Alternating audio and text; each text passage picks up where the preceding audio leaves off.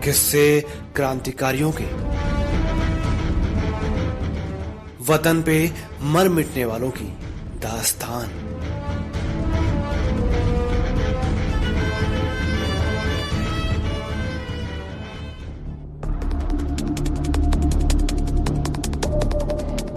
साथियों नमस्कार।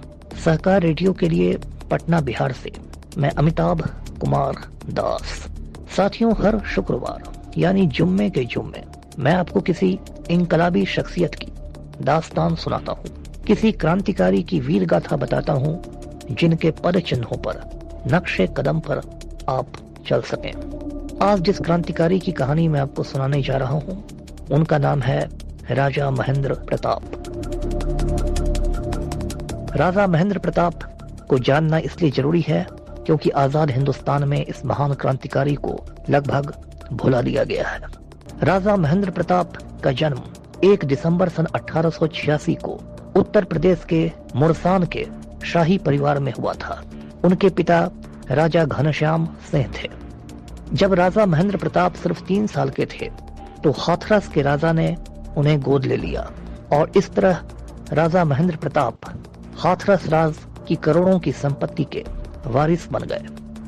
राजा महेंद्र प्रताप के पिता राजा घनश्याम सिंह सर सैयद अहमद खान के करीबी दोस्त थे और सर सैयद के कहने पर उन्होंने राजा महेंद्र प्रताप को पढ़ाई लिखाई के लिए Mohammedan Anglo oriental college Aligarh भेज दिया।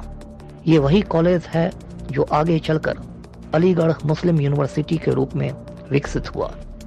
इस कॉलेज में राजा महेंद्र प्रताप के ढेर सारे मुसलमान दोस्त बन गए और फिर वे जिंदगी भर हिंदू मुस्लिम एकता के बहुत बड़े पैरोकार रहे।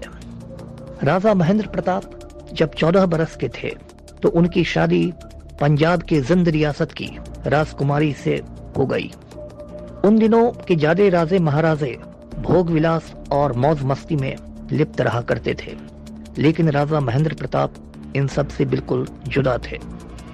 1909 में उन्होंने वृंदावन के अपने महल में एक पॉलिटेक्निक कॉलेज की स्थापना की और उसका नाम रखा प्रेम महाविद्यालय। यहाँ बढ़ईगिरी से लेकर कुम्हार के काम की ट्रेनिंग दी जाती थी, यानी लकड़ी के सामान से लेकर मिट्टी के बर्तन तक बनाए जाते थे।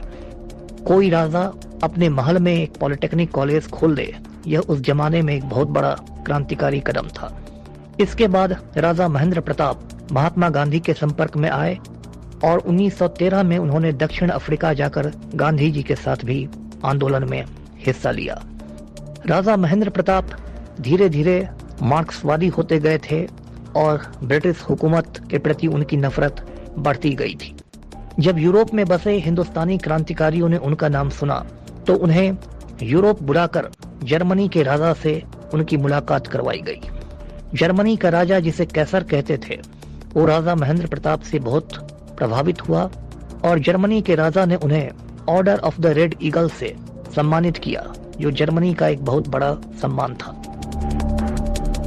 1914 में जब प्रथम विश्व युद्ध यानी पहली आलमी जंग के बादल मंडराने लगे थे तो राजा महेंद्र प्रताप ने तय किया कि हिंदुस्तान की आजादी की लड़ाई हिंदुस्तान के बाहर रहकर ही लड़ी जा सकती है।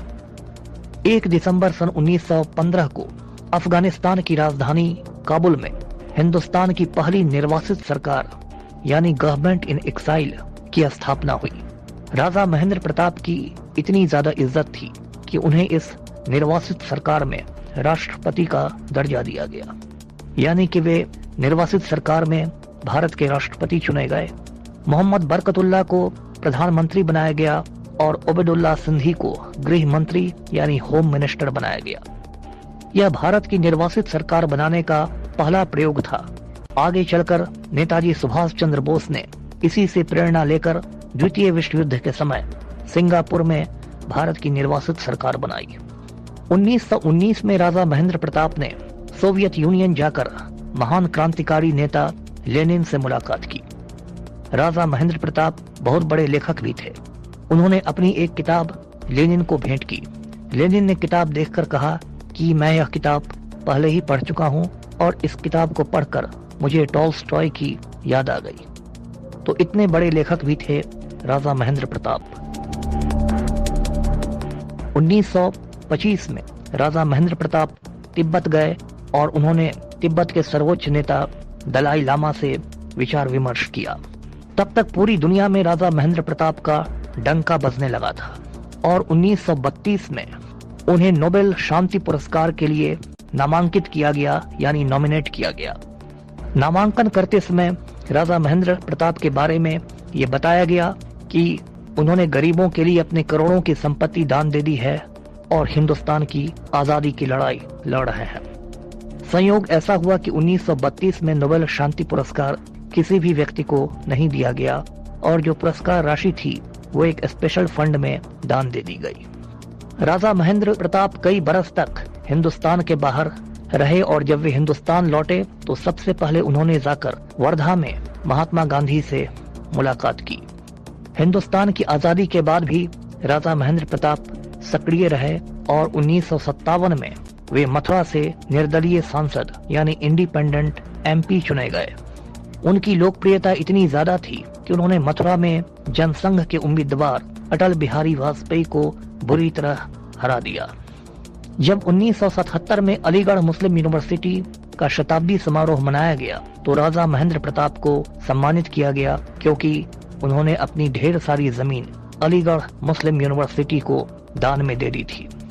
राजा महेंद्र प्रताप हिंदू मुस्लिम झगड़ों से बहुत खिन्न रहा करते थे और जिस तरह अकबर ने दीन इलाही धर्म को चलाया था उसी तरह राजा महेंद्र प्रताप ने भी प्रेम धर्म नाम के एक मजहब की बुनियाद डाली। 29 अप्रैल सन 1979 को राजा महेंद्र प्रताप का इंतकाल हो गया। उनके सम्मान में भारत सरकार ने एक डाक टिकट यानी पोस्टेज स्टैंप भी जारी किया है। तो ये थी राजा महेंद्र प्रताप की अमर कहानी जो भारत की निर्वासित सरकार के राष्ट्रपति बनाए गए थे। अगले शुक्रवार को फिर किसी क्रांतिकारी की दास्तान के साथ मैं हाजिर होऊंगा। तब तक अमिताभ कुमार दास को आज्ञा दीजिए। नमस्कार।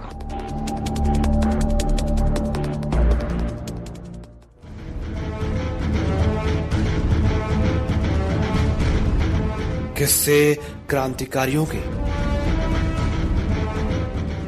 वतन पे मर मिटने वालों की दास्तान।